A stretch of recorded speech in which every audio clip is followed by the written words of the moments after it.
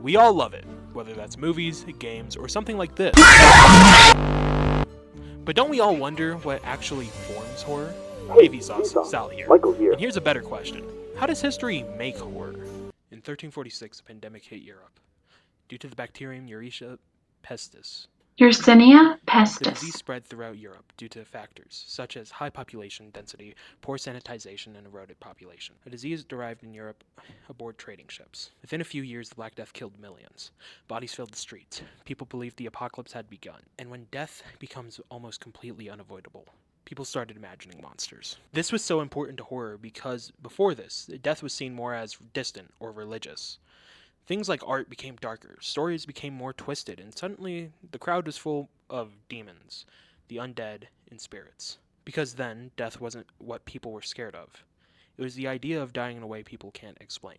Fast forwarding to the 17 to 1800s, science was advancing, and things like religion were being questioned. And people were wondering, what happens when humans play God?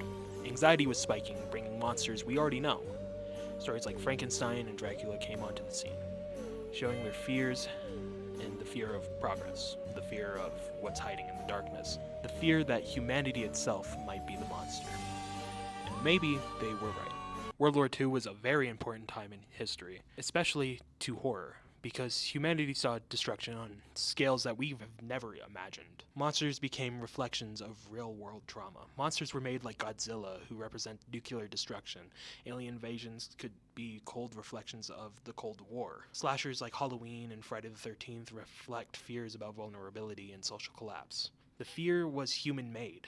Technology, war, and society itself had become terrifying. By the late 1990s and early 2000s, horror became more about what you couldn't see. The best visuals of this would be the Blair Witch Project. It feels real, and they completely use this for their benefit. You never saw anything. Your imagination filled gaps. That changed horror forever. Because audiences learned something. What you don't see is actually scarier than what you do. The internet changed everything. For the first time, anyone could create horror and share it instantly.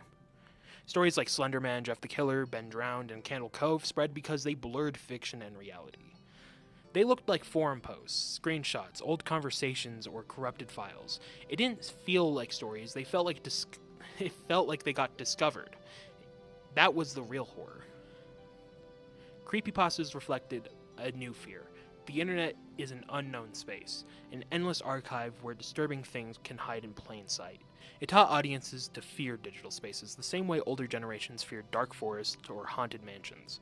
Fragmented horror, pieces of evidence, missing context. The audience had to solve the mystery themselves, and that would shape horror for years to come.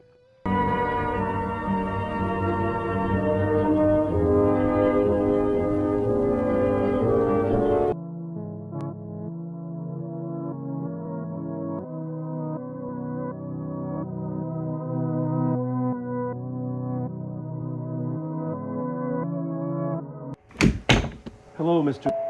Now let's get into analog horror. Series like Local 58 and the Mandela Catalog really tap into something specific. Nostalgia getting corrupted. Old VHS tapes, emergency broadcast systems, and public service announcements. These things were designed to comfort and inform us. And you're probably wondering, why does this work? Because analog horror reflects modern fear. Technology we fully don't understand, we aren't sure we can trust. It's the feeling that reality itself might be getting manipulated. It's horror built for a digital fear that the screen itself is just lying to you.